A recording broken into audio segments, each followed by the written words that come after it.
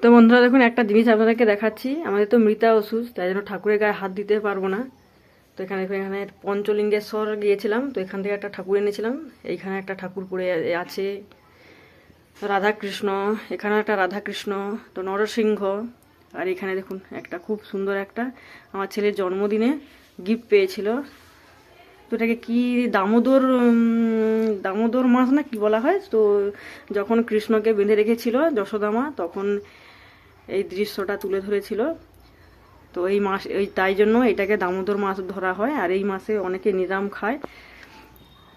আর এখানে দেখুন, এখানে আমরা তারকেশ্বর গিয়েছিলাম, তো এখান থেকে আমরা এই ঠাকুরগুলো কিনে এনেছিলাম, শিব ঠাকুর। এখানে জগন্নাথ, তো জগন্নাথ বসে আছে, বলরাম বসে আছে, আর সুভদ্রা বসে আছে, আর এখানে ভোলে বাবা।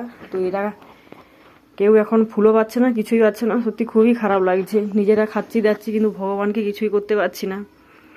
তো আজকেই আমাদের নখচুল, তো পরশু দিনকে শেষ হবে সব কিছুই, তারপরে গিয়ে ঠাকুরের গায়ে হাত দিতে পারবো, তার আগে কিছুই হবে না। তো চলুন, আর কি করা যাচ্ছে।